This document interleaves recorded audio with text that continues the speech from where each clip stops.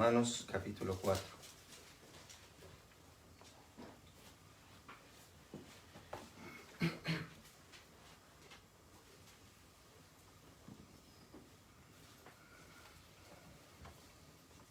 Y vamos a leer los primeros 8 versículos.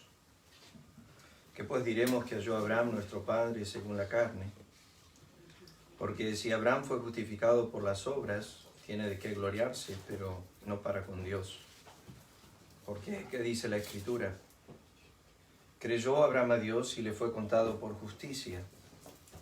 Pero al que obra, no se le cuenta el salario como gracia, sino como deuda. Mas al que no obra, sino cree en aquel que justifica al impío, su fe le es contada por justicia.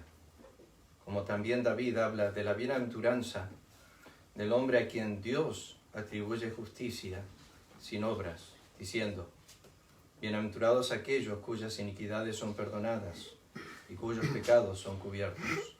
Bienaventurado el varón a quien el Señor no inculpa de pecado.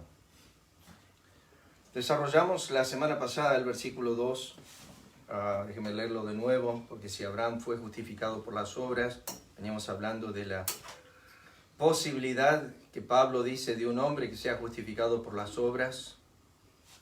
Nosotros, déjenme decirles esto nomás, cosas que vengo meditando y pensando nomás, que me vienen a la mente cuando estudio la palabra. Si miramos la vida de Abraham después de su justificación, sus obras no eran buenas. ¿Y qué quiero decir con esto? Cuando uno medita en la vida de Abraham desde Génesis capítulo 20 y otras circunstancias donde parece ser que vive mintiendo y esta tendencia corre a su hijo Isaac y después a Jacob. Y vemos en los patriarcas esta tendencia a la mentira. Y ustedes, si hacen un estudio de la mentira, saben que primero en Juan capítulo 8 Cristo enseñó que el padre de la mentira era el diablo. Y después, cerrando el libro Apocalipsis capítulo 21, versículo 8, dice que los mentirosos estarán en el infierno, no van a heredar el reino de Dios. Cuando hablamos de la mentira como vida, la mentira como práctica, la mentira como es algo continuo, los fariseos y los escribas vivían una mentira de piedad, como ustedes ya saben. Ellos decían algo que realmente no era real en sus vidas. Y Cristo lo dijo en Mateo capítulo 5, si vuestra justicia no excede a lo de los fariseos y los escribas, de ningún modo entraréis al reino de los cielos. Pero Abraham era imposible, como ya estudiamos, por su naturaleza, por su debilidad, por los 5 aspectos que dimos, que era imposible que él pueda ser justificado por las obras, pero supongamos que sí. Entonces, si Abraham fue justificado por las obras, Pablo dice, tiene de qué gloriarse, o sea, se envuelve en sí mismo, su jactancia y su vanagloria es dentro de sí mismo. Pero para poder ser eso, tenía que guardar la ley todos los días, o sea, el día completo, sin fallar, y eso todos los días de la semana, todos los días del mes, todos los años de su vida, hasta su muerte, para ser recompensado con vida. Esta otra cosa he estado pensando que vamos a introducir hoy, pero déjenme decirles esto a modo de pensamiento nomás. Que Dios es un Dios que vive regalando todo el tiempo. La Biblia dice que toda buena dádiva y todo don perfecto desciende de lo alto. Es de continuo. Dios no nos está recompensando, sino que nos está regalando. Ya sea el aliento a la vida o todas las cosas, no las tenemos por mérito. No hay nada que nosotros poseemos por mérito. En realidad todo lo contrario. Si Dios fuese justo y se tendría que medir sus dones a nosotros, es de seguro que no recibiríamos nada. Pablo fue claro en sus epístolas, en el Romanos capítulo 2, Efesios capítulo 3, 1 Corintios capítulo 15, donde él dice, soy lo que soy, no por mérito, soy lo que soy por la gracia de Dios. Por su gracia, a mí que soy el más pequeño de todos los santos, me fue dada esta gracia, que es el favor inmerecido. Pablo habla de este favor inmerecido en su vida personal continuamente, que no era digno de estar donde estaba por lo que él merecía. Él dijo, lo que yo hice merecía castigo, merecía condenación. Pero Dios no me dio lo que yo merecía. Mostró en mí, como dijo Pablo a Timoteo, toda su clemencia. O sea que lo que yo recibí no lo recibí por mérito, sino por gracia. O sea, por favor inmerecido. Eso es algo continuo. ¿Por qué digo eso? Porque no es sorprendente que Dios regale justicia. Que eso es la justificación. Es Dios regalando justicia. Es Dios imputando algo a un impío que no merece, que no hizo nada para obtenerlo. Pero ya es una tendencia en Dios el regalo. Cristo le dijo a la mujer samaritana, si conocieras el don de Dios, no la recompensa de Dios, no el pago de Dios. No dijo eso. Dijo, si conocieras el don de Dios, ¿y quién es el que te dice, dame de beber? Le pedirías a Él y Él te daría. O sea que Dios es un Dios de dádivas continuas, ya sea físicas o las eternas. Si no merecemos lo físico, ¿por qué creemos que vamos a merecer lo espiritual? Si no merecemos lo momentáneo de Dios, ¿por qué creemos que vamos a merecer lo eterno? Y si Dios nos ha dado lo momentáneo, ¿por qué creemos que Él no nos puede regalar? La Biblia dice que la vida eterna es una dádiva de Dios. ¿Se acuerdan? Mire, están ahí cerca. Vayan a Romanos capítulo 6, el versículo 23. Dice, porque la paga del pecado es muerte, mas la dádiva o el don o el regalo de Dios es vida eterna en Cristo Jesús, Señor nuestro. Esto es diferente a la vida física. Tenía un diácono que me lo distinguía de esta forma. Cuando empecé a aprenderlo debidamente, me decía que Adán podría haber tenido la vida eterna en el huerto, pero no estiró su brazo para comer del árbol de la vida.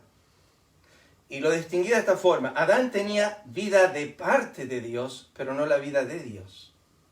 Es una diferencia grande. La vida de parte de Dios es la vida física. La vida de Dios es la vida eterna. Juan lo describe de esta forma. El que tiene al Hijo tiene la vida. El que no tiene al Hijo no tiene la vida. La vida, Juan lo igualó con Cristo. Tener a Cristo es tener la vida. Cristo dijo en Juan 10, yo he venido para que tengan vida y para que la tengan en abundancia. Él no estaba hablando con gente que estaba viviendo. Él estaba mirando a gente, estaba mirando a sus discípulos y les dijo, yo he venido para que tengan vida. Y ellos podrían decirle, Señor, estamos en este momento viviendo, no estamos muertos, no sé si te diste cuenta. Él estaba hablando de la vida de Dios, no de parte de Dios, sino de la vida de Dios, que es una cosa diferente. La vida de parte de Dios es física, la vida de Dios es eterna. Es Él que quiere compartir su eternidad con nosotros.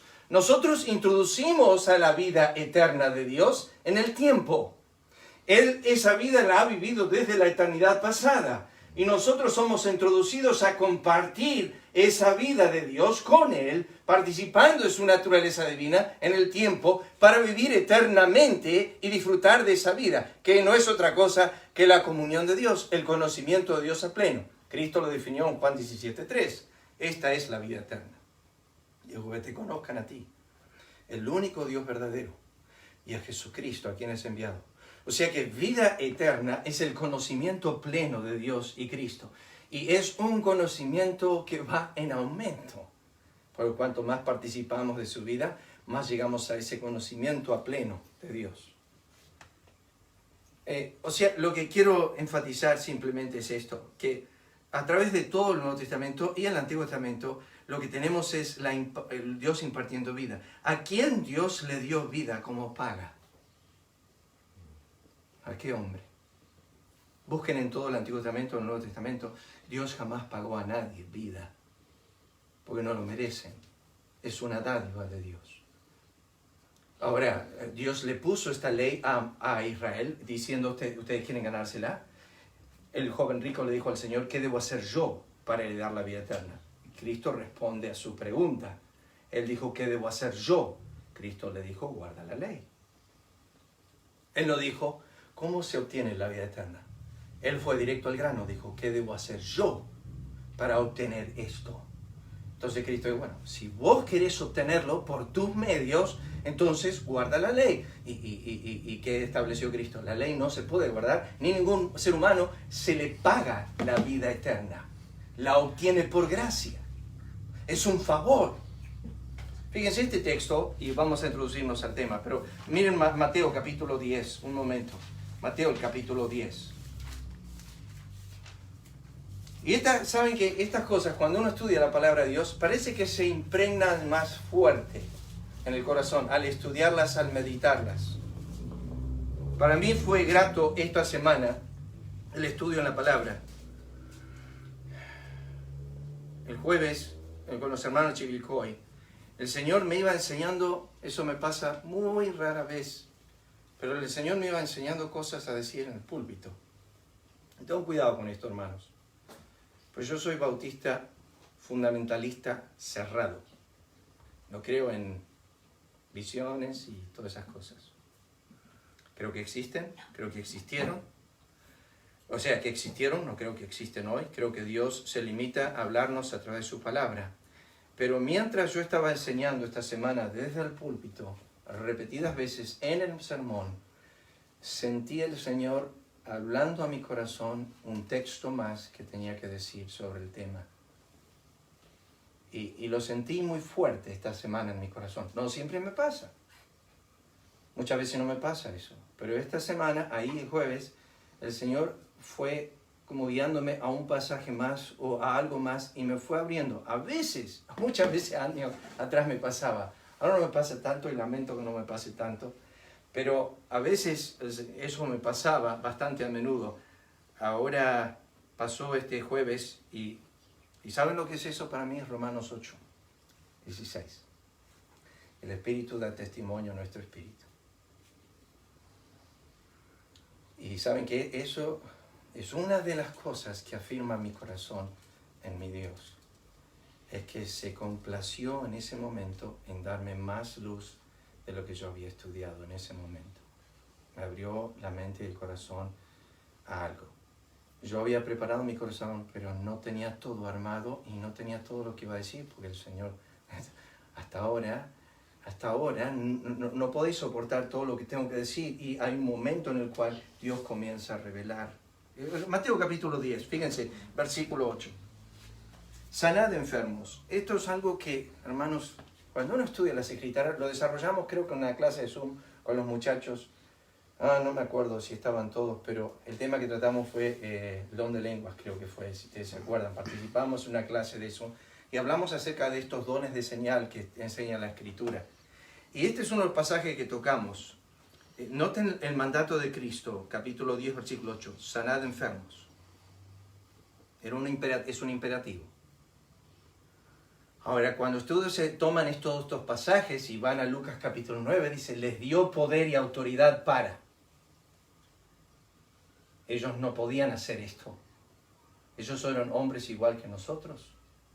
Pedro, Jacobo, Juan y los demás discípulos no tenían algo especial que ellos podían hacer lo que Cristo les estaba mandando.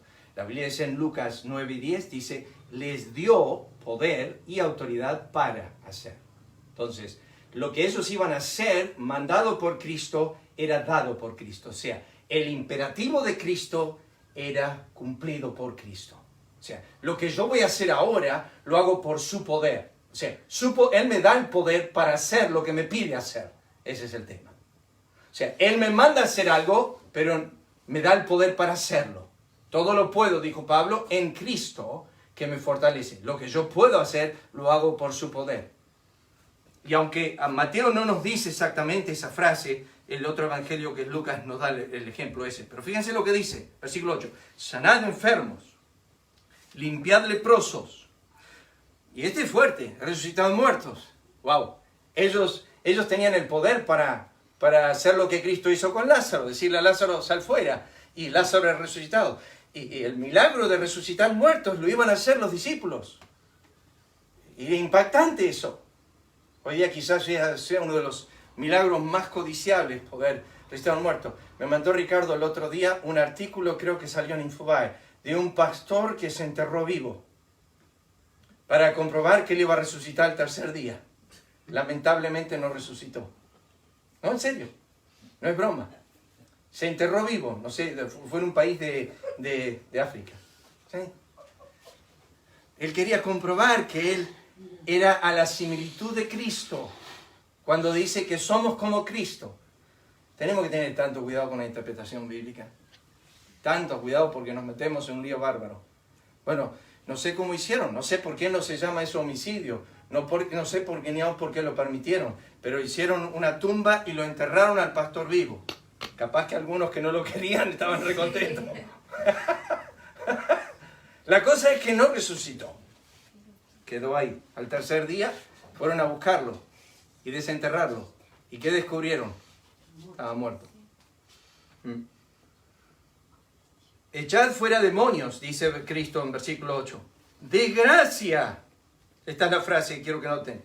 De gracia recibisteis, dad de gracia. Lo que ustedes tienen ahora, que es sanad enfermos, limpiar leprosos, resucitar muertos, echad fuera demonios, es una dádiva de Dios. Y de la manera que ustedes reciben esta gracia, denla. Y ustedes saben que la palabra gracia significa sin causa. Es tremendo ese texto. Vuelvan ahí a Romanos capítulo 4. Simplemente para decirle que son pensamientos que cuando estoy estudiando las Escrituras me vienen a la mente. Pero ahora necesito desarrollar versículo 3. Y quiero que noten esto, por favor. Porque ¿qué dice la Escritura? Yo dije la semana pasada, cerrando el tema, que yo iba a tratar de desarrollar el pensamiento de esta frase.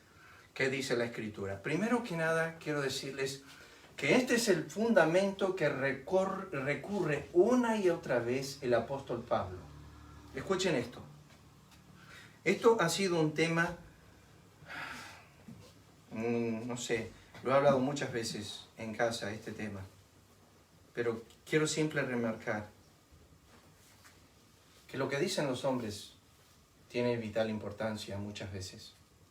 Yo sé, todo el tiempo en Facebook estamos poniendo dichos de alguien. Spurgeon, MacArthur, Piper, fulano, mengano, puritano acá, puritano allá. Y todo eso está bárbaro. ¿Saben qué pasaría esta mañana?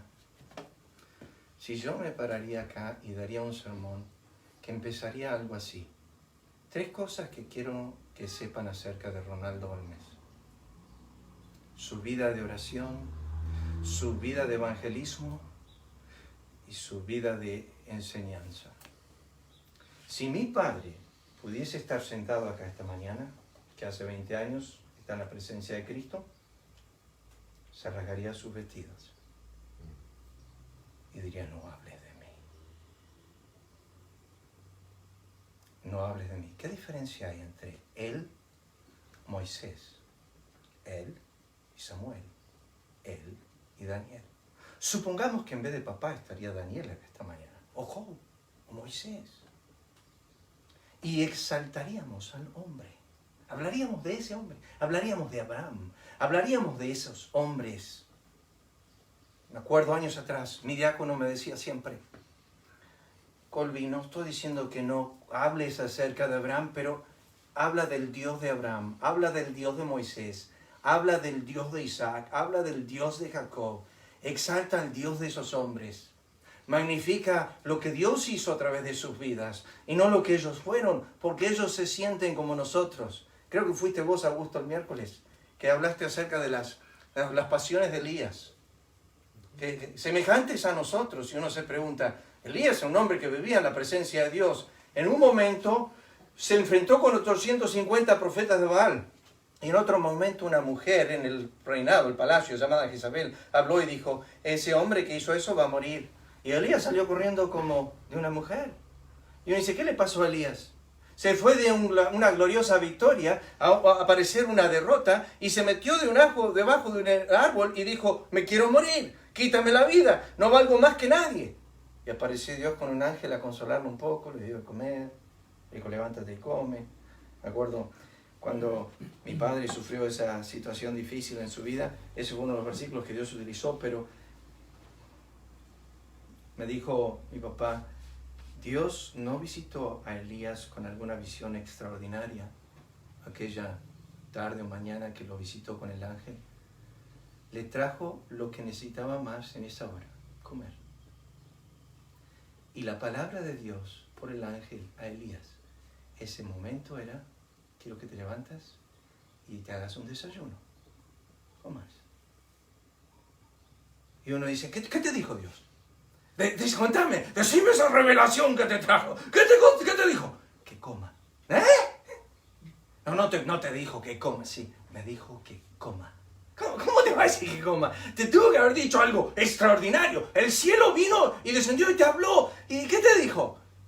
Que coma. ¿Qué le dijo Cristo a los hombres que estaban en la tumba?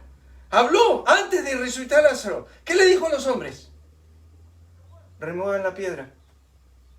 ¿Qué te dijo Dios? Que saque la piedra. Que saque la piedra. ¿No te dijo algo extraordinario? No, me dijo que saque la piedra.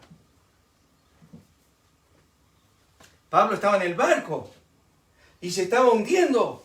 Estaban todos los hombres con él. Y el ángel vino y me dijo, ni un cabello de la cabeza de ningún hombre se va a perecer. Y me dijo, decirle que coman. Y tuve una visión del ángel. ¿Y qué te dijo? Dijo que ningún cabello de nuestras cabezas va a perecer. Nadie va a morir. Pero más específico, Dios dijo, en el agua cuando nos caigamos y tengamos que nadar un rato, ni un cabello de nuestra cabeza va a perecer. Pero ¿sabes después qué dijo Dios? Le dijo que comamos. Bien básico, bien terrenal, bien, como decimos en inglés, donde la goma toca el piso.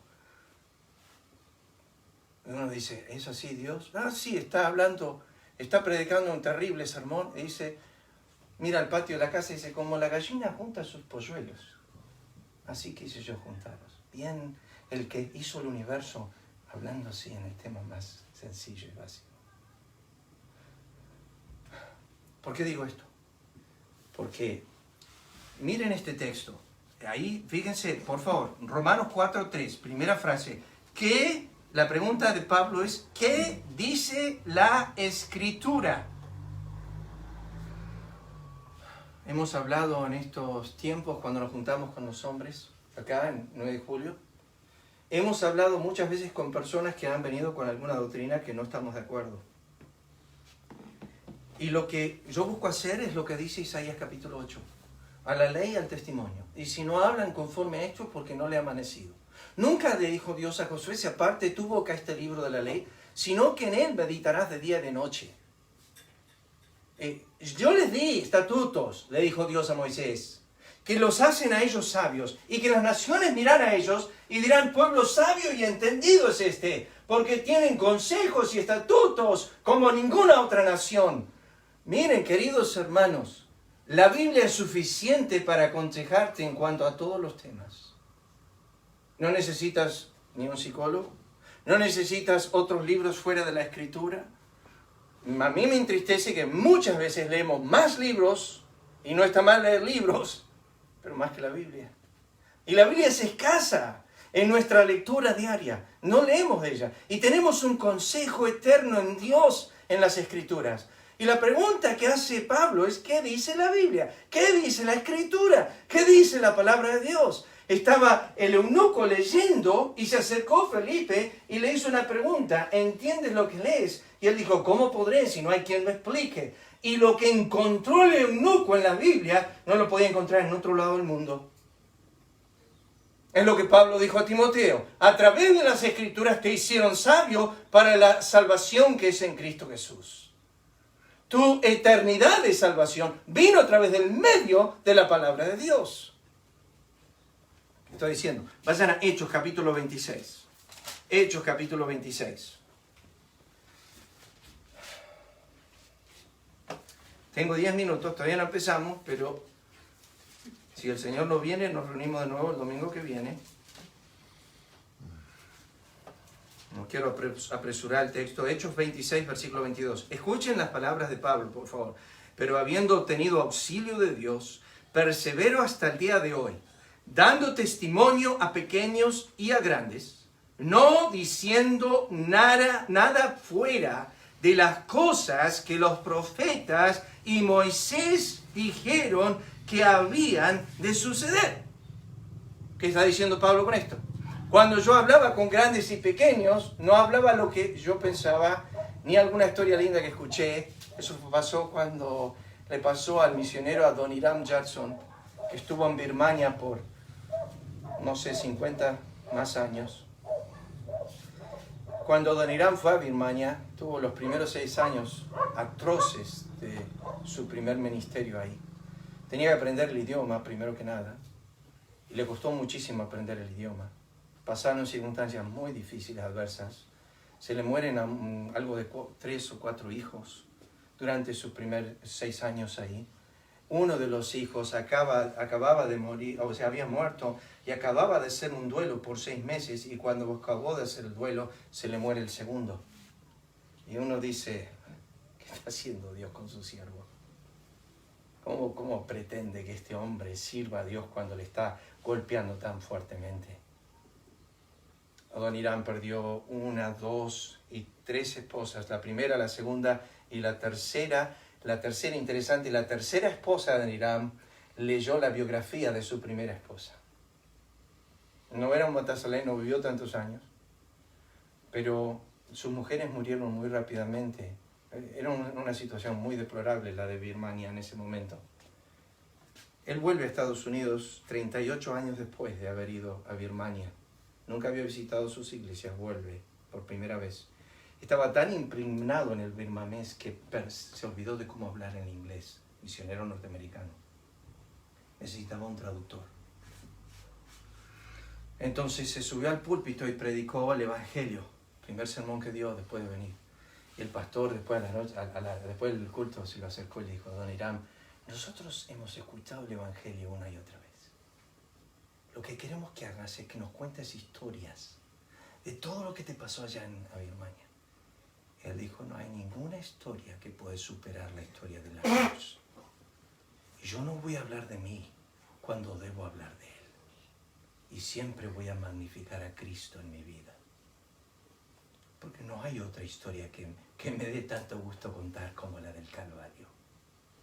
¿Hay otra historia? Dijo. Y ya empezó a tener problemas. Y él escribió en su diario esa noche, América lo único que quiere es entretenimiento. ¿Saben cuándo lo dijo eso? En el año 1850. En el año 1850 dijo, la iglesia norteamericana lo único que quiere es ser entretenida con mis historias del campo misionero. Tremendo. Lo que quiero apuntar es esto. Pablo dijo, ¿qué dice la Biblia? ¿Qué dice la Escritura? ¿Qué está dicho en la Escritura? Ahora, esto pesa en la Biblia. Porque primeramente, si ustedes buscan esa pregunta, está mencionada como 15 veces. Pero Cristo refirió 7 veces a los fariseos, escriba esta frase. ¿No habéis leído? ¿No habéis leído? Erráis ignorando las Escrituras. ¿No habéis leído? A Satanás le contestó 3 veces en la tentación, ¿de cierto? Escrito está, escrito está, escrito está. Luego, ¿sabéis que a mí me parece, vos no me podés tentar? No recurrió a ninguna artimaña humana. Dijo, escrito está, escrito está, escrito está. Es más, citó un solo libro del Antiguo Testamento, el 5º libro de Moisés. En esa tentación citó a Deuteronomio 3 veces, lo que dice la ley. Y corroboró que la Biblia es la palabra de Dios. Por le contestó con la palabra de Dios. Y le dijo, escrito está, escrito está, escrito está. Suficiente. La Biblia supera todos tus argumentos. Y yo con responderte de la Biblia es más que suficiente. Pero, vuelvan ahí a Romanos capítulo 4. Quiero que noten esto. Romanos capítulo 4. ¿Qué significa la Biblia cuando dice, qué dice la Escritura? ¿Qué significa eso? Bueno, yo quiero que ustedes me expliquen esta mañana, porque quiero que lean este versículo. Vayan a 2 de Timoteo capítulo 3. 2 de Timoteo capítulo 3 en su Biblia. 2 de Timoteo 3, versículos 16 y 17. Dice así, toda la Escritura es inspirada por Dios. Vos subiste algo de Spurgeon el otro día, Liz. ¿La verdad que decía? Algo de respirar y expirar. ¿Qué era? ¿Cómo decía? ¿Qué hace más, orar o leer? ¿Qué es más importante, orar y leer? O Sí. leer la palabra. ¿Qué es más importante, orar o leer? Le preguntaron a Spurgeon, a lo cual dijo, te contesto con esto, ¿qué es más importante? ¿Respirar hacia adentro o respirar hacia afuera? Hablar con Dios es orar. Respirar hacia adentro es ¿qué? Leer. Entonces, tomar de la fuente de Dios y después acercarnos a la fuente, que son los 2 elementos que deben acompañar la vida cristiana todo el tiempo. Orar y leer. Es respirar y expirar, sacar el aire, que es venir al trono. Siempre alguien me preguntó, ¿qué es lo que usted hace primero? ¿Lee o ora? ¿Cuál de las dos hace primero? Y yo le dije, yo creo que primero sería lo que es más importante, es que yo disponga mi oído a oír su voz, antes que él disponga su oído a oír mi voz. Porque si yo oro primero, estoy diciendo, lo mío es más importante que lo tuyo. Y si yo leo primero, estoy diciendo, lo tuyo es más importante que lo mío. Entonces yo, como dijo Abraham Lincoln, cuando leo la Biblia, el presidente norteamericano, años atrás, que creo que fue el único serio creyente, cuando uno va al memorial de Lincoln, ahí en Washington, está todo escrito, versículo tras versículo tras versículo. Un hombre que tenía la Biblia en su corazón continuamente, y él dijo, cuando miro a la tierra puedo creer que uno puede ser ateo, pero cuando levanto los ojos en alto, dejo de ser ateo. Lincoln dijo, cuando yo leo la Biblia, la leo en voz alta, para que la capten dos de mis sentidos, mis ojos y mis oídos. Fíjense lo que dice el versículo 16. Toda la escritura es inspirada por Dios. En realidad no es esto, sino esto. Es expirar las escrituras. 3:16 de 2 Timoteo. Toda la escritura es expirada por Dios. Y útil para enseñar, redarguir, para corregir, para instruir en justicia. Vayan ahora a 2 de Pedro, capítulo 1. 2 de Pedro, capítulo 1. Versículos ya conocidos para algunos. 2 de Pedro, capítulo 1, versículo 21. Porque nunca la profecía humana, este versículo lo resume perfectamente, lo que es la Biblia, fue traída por voluntad humana, sino que los santos hombres de Dios, Lucas, Mateo, Marcos, Pablo, Pedro, Moisés, Daniel, Jeremías, Isaías, Oseas, Amós, 40 diferentes autores que compusieron la Biblia en el periodo de 1500 años, 3 diferentes continentes, 3 diferentes idiomas, griego, hebreo y arameo. Y si yo tomase una hoja esta mañana y les daría un solo tema, el aborto, y a cada uno le daría un papel, y díganme lo que piensan del aborto. Y todos los que estamos aquí, estoy seguro que habría diferencia de qué? De opinión. Sin embargo, estamos hablando de la misma generación, en la misma pieza, en el mismo tiempo, en la misma cultura. Dios compuso un libro llamado Las Santas Escrituras en 1500 años, en cualquier tipo de culturas, con 40 diferentes escritores y en 3 diferentes idiomas, y hay una armonía perfecta en el pensamiento. ¿Cómo puede ser que un libro así pueda ser tan perfecto? Hay por lo menos 10 cosas que cuando yo enseño en el Instituto Bibliología se dan en cuanto a la perfección de la Biblia misma como libro. Pero acá está la respuesta, fíjense el versículo 21. Sino que los santos hombres de Dios hablaron siendo inspirados por el Espíritu Santo. Y la inspiración bíblica nosotros la enseñamos de esta manera. La Biblia es verbalmente inspirada. Es palabra por palabra, letra por letra. No es que Romanos 4 contiene la palabra de Dios, en algún lugar de ese capítulo está la palabra de Dios, como muchos enseñan. No. La Biblia es letra por letra, palabra por palabra, la palabra de Dios. Por eso Cristo dijo, ni una jota ni una tilde de esta ley pasará. Los cielos y la tierra pasarán, pero mis palabras no pasarán. La ley la hizo no solamente perfecta, sino continua. Para siempre, dijo el salmista, tu palabra está establecida en los cielos. Para siempre. Es inamovible. Es letra por letra, palabra por palabra. ¿Pero qué significa? Bueno, quiero mostrarles esto. Cuando ustedes leen Romanos 4:3, ¿qué dice la Escritura? O cuando ustedes leen alguna referencia bíblica, ¿A qué persona de la divinidad está haciendo referencia? Veníamos hablando de esto con Mauro en el auto. A mí me molesta cuando gente dice esto, por ejemplo: Padre, te doy gracias que moriste por mí. Queridos hermanos, Dios el Padre no murió por nadie. Y uno dice: bueno, me confundí, pastor, me salió, qué sé yo. Mira, Padre, te doy gracias por haber muerto en la cruz. El Padre no murió en la cruz. Aunque la Trinidad estuvo en la redención, hubo un Redentor, que es Cristo.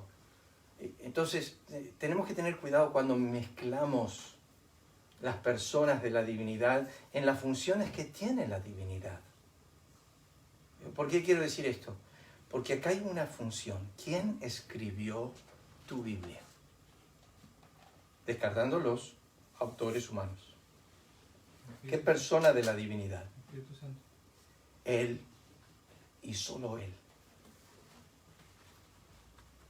Pero, si yo tomaría una epístola, una carta, como la de Éfeso, en el capítulo 2 de Apocalipsis, y dice que Cristo le está hablando a la iglesia, cuando termina el versículo 7 del capítulo 2 de Apocalipsis, dice: el que tiene oídos para oír, oiga lo que ¿qué? El Espíritu dice. Pero Cristo está hablando a la iglesia, pero a ellos les llega la voz del Espíritu. Cristo comunica a la iglesia a través de la persona, tercera persona, que es el Espíritu. Siempre, siempre. ¿Cómo sé yo eso? Bueno, fíjense, quiero mostrarles esto y hoy terminamos con esto, no vamos a avanzar. No saben a dónde estudié esta semana, en Génesis capítulo 15, porque quería hablar de lo que Dios hace con Abraham. Lo voy a dejar la semana que viene, pero déjenme decirles esto. Dios y Abraham estaban hablando. Y Abraham le dice: Señor, no tengo heredero. Estaban teniendo una conversación. Y es como que Dios estaría ahí con Johnny y está llegando la noche. Están charlando, era de noche ya. Capaz que vino a cenar, Dios, no sé. Pero acá le dice: Johnny, vení un segundo. Le dice a Abraham: vení un segundo. Vamos afuera de la tienda. Y Abraham dice: ¿afuera? Sí, afuera. ¿Por qué no me puedes decir lo que me quieres decir? Porque te tengo que mostrar algo. Abraham dice: ¿por qué me tenés que mostrar algo? Porque tu fe depende de lo que vas a ver. Vas a tener que creerme, pero se basa en lo que vos ves de mis obras pasadas para poder establecer mi palabra presente. Lo que vos crees hoy está basado en un hecho de Dios pasado.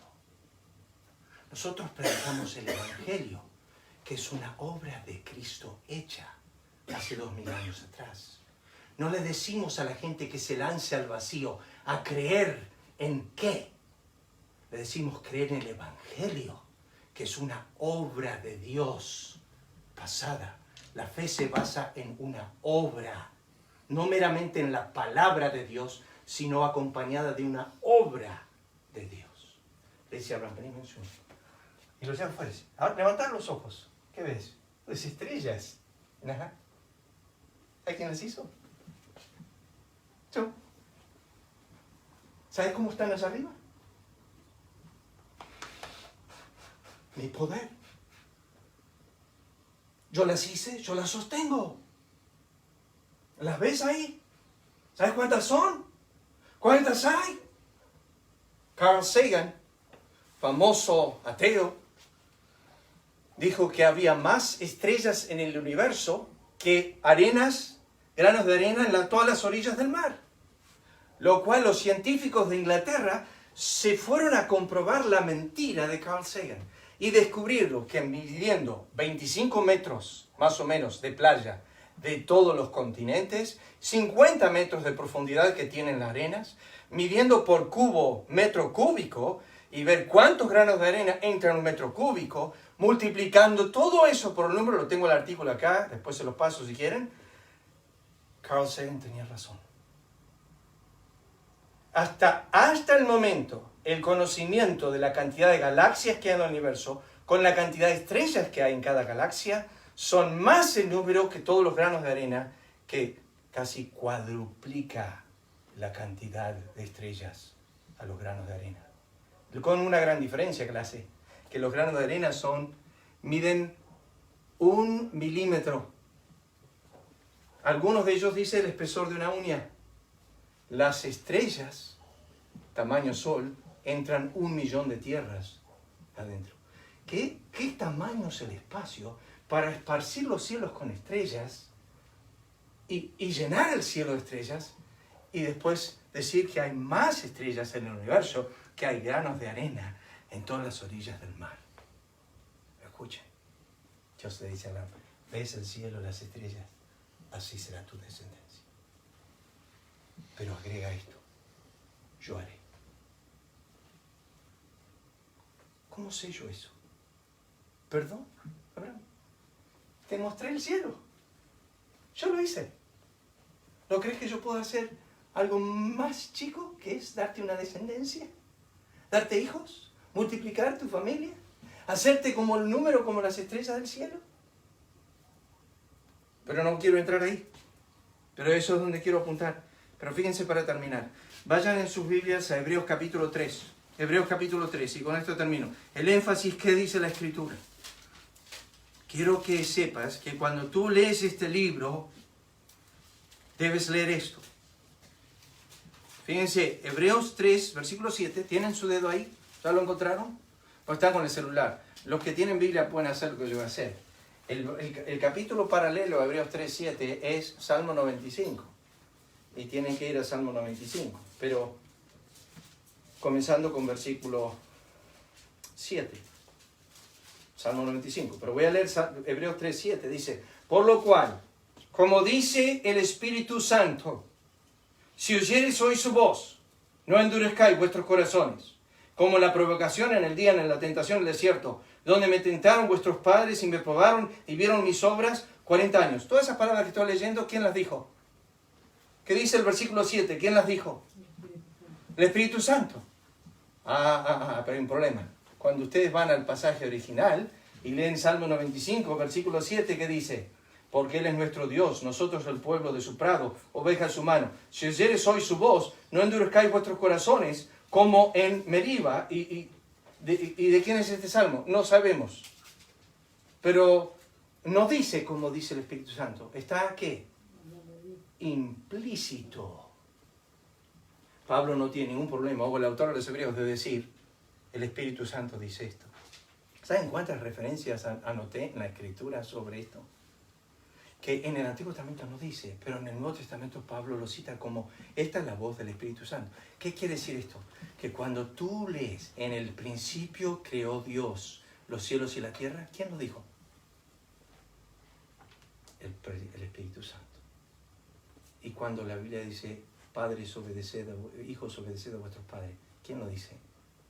El Espíritu Santo. Cada versículo que tú lees, puedes poner, como dice la Escritura, o puedes poner, así dice Jehová, o puedes poner, así dice el Espíritu Santo, o puedes decir, a mí vino Jehová la palabra, como está en el hebreo. Se traduce al revés en el hebreo. La frase que dice, así ha dicho Jehová, en el hebreo está al revés, y dice así, vino a mí Jehová la palabra. Así está siempre. Estudien el hebreo y van a encontrar eso. Años atrás me lo enseñó un profesor de hebreo. Vino a mí Jehová la palabra. Entonces, Pablo dice, ¿qué dice la Escritura? No. ¿Cómo se puede traducir eso? ¿Qué dice el Espíritu Santo? Creyó Abraham a Dios. ¿Tan difícil es eso? Cuando estudiemos esa frase en base a 3 cosas, las estrellas, el polvo y las orillas del mar, arena. Dios le dio 3 ilustraciones para afirmar su creencia en Dios. Yo quiero que mires las estrellas, con tal polvo de la tierra, así será tu descendencia, y la arena del mar. Le dio 3 ilustraciones de creación para establecer su fe de redención. Dios no te pide lanzarte al vacío. Mire, años atrás un hombre estaba cruzando el Niágara, las cataratas, y la cruzaba en una cuerda. Le había puesto suspendida y tenía uno de esos palos e iba cruzando. Y todos aplaudían. Después se bajó y agarró una carretilla y la puso arriba de la cuerda. Dijo, ¿quién cree que yo puedo pasar con la carretilla? Todos dijeron, sí. ¿Quién tiene fe ahora de que yo puedo llevar a alguien dentro de la carretilla hasta el otro lado? Y todos dijeron, sí, creemos. Pero ¿quién realmente va a echar su fe y su confianza en mí? Lo ilustró preciosamente. Nosotros todos miramos de lejos. Creo. Pero la palabra hebrea, creyó Abraham a Dios, es echarse totalmente encima. Descansó todo su cuerpo como uno descansa en la cama o reposando en la silla. Ya no confío en mí mismo. Echó toda su confianza en Dios. ¿Por qué? Porque Dios le había dicho, hice las estrellas, el polvo de la tierra, la arena del mar. Y ahora te voy a mostrar que yo puedo hacer esto. Si pude hacer las estrellas y pude ser el polvo de la tierra, y el polvo hablo de partículas. Me sorprendí de eso. No sabía, clase. Esta semana empecé a indagar en internet si el polvo eran como granos de arena individuales. Y el polvo es. Por eso Dios dijo, cuenta el polvo. Y la ciencia dice que el polvo no es una masa de barro, sino que son puntos individuales que aglomerados hacen que nosotros conocemos como ¿qué? Tierra. No lo sabía. Leí Génesis capítulo 13, versículo 16. Dios le dije, cuenta el polvo. Yo dije, ¿cómo contar el polvo? ¿Contar los granos de arena? Sí. ¿Contar las estrellas? Sí. ¿Pero el polvo? Sí. Es tremendo. Dios dice, quiero que cuentes el polvo. Y yo dije, no, acá la ciencia lo va a marcar a Dios. Acá esto es en contra de Dios. Y miro, y pongo en Google, digo, ¿el polvo es individual o es una masa aglomerada? Ustedes ven el sol cuando entra a una pieza y ven todas esas partículas. ¿Saben lo que es eso, no? Lo que llaman polvo en suspensión. Está suspendido en el aire. Se suspende por el mismo aire. Es tan liviano, pero sigue siendo ¿qué? Polvo. En nuestra casa no hay eso. Vamos a orar. Padre, gracias por esta mañana. Bendice tu palabra. Oh, ayúdanos a desarrollar este tema que es tan profundo, la vida de Abraham, lo que tú le mostraste cuando comenzaste a mostrar tus obras, como hiciste con Job y con tantos otros. Que tu testimonio se basan en hechos reales de la expresión de tu deidad. Y que no nos pides creer al vacío, nos pides creer hechos ya establecidos. Bendice tu palabra, lo pedimos en el nombre de Cristo. Amén.